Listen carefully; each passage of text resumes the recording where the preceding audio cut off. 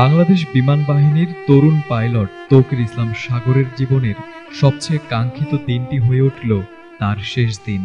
সোমবার ছিল তার প্রথম একক ফ্লাইট, একজন পাইলটের জীবনের সবচেয়ে প্রতীক্ষিত ও গর্বের মুহূর্ত। প্রশিক্ষণের দীর্ঘ পথ পেরিয়ে আজই আকাশে উড়াল দেওয়ার সুযোগ পেয়েছিলেন তৌকির।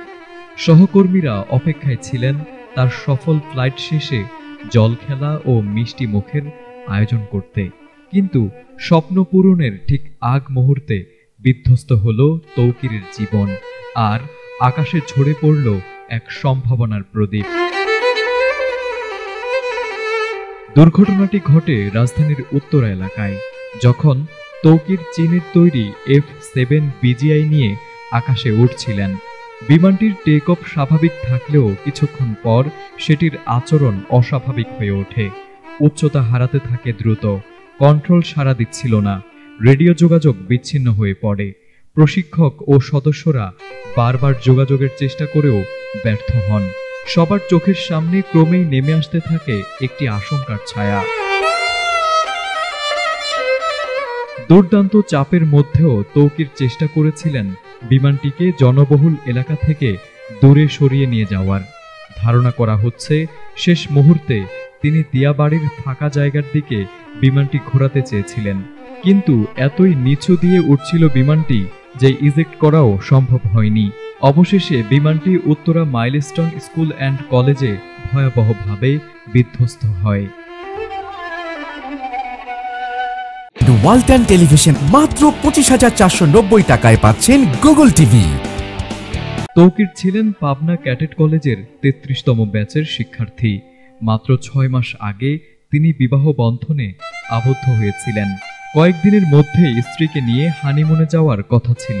ব্যক্তি জীবনের যেমন ছিল উচ্ছ্বাস, পেশাগত জীবনেও ছিলেন অগ্রসর। আগামী মাসেই প্রমোশনের অপেক্ষায় ছিলেন তিনি। তার সহপাঠীরা জানান, একক ফ্লাইটের জন্য তিনি 3 দিন আগেই কোয়ালিফাই করেছিলেন।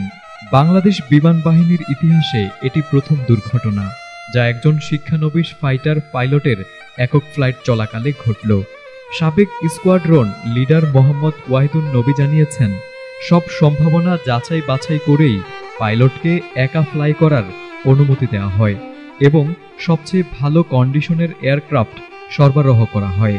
এ অবস্থায় কেন দুর্ঘটনাটি ঘটল তা এখনো স্পষ্ট নয়। অনেকের মতে এটি হয়তো ছিল কমপ্লিট কন্ট্রোল লস বা পাওয়ার লসের জটিল সমন্বয়। তৌকির ইসলাম হয়তো আজ বেঁচে থাকতে পারতেন, কিন্তু শেষ মুহূর্তে হয়তো জনজীবনের ক্ষতি এড়াতেই তিনি ইজেক্ট করেননি। এমন আত্মত্যাগের নজির বিমান বাহিনীতে আগেও দেখা গেছে, যেখানে পাইলটরা নিজেদের জীবন বিলিয়ে দিয়েছেন মানুষের জীবন বাঁচাতে। আজ তৌকিরও সেই শৃঙ্খলার অংশ হয়ে গেলেন একজন সাহসী বীর হিসেবে, যার স্বপ্ন ছুঁয়ে দেখা হলো না, কিন্তু আকাশ তাকে চিরস্মরণীয় করে রাখল।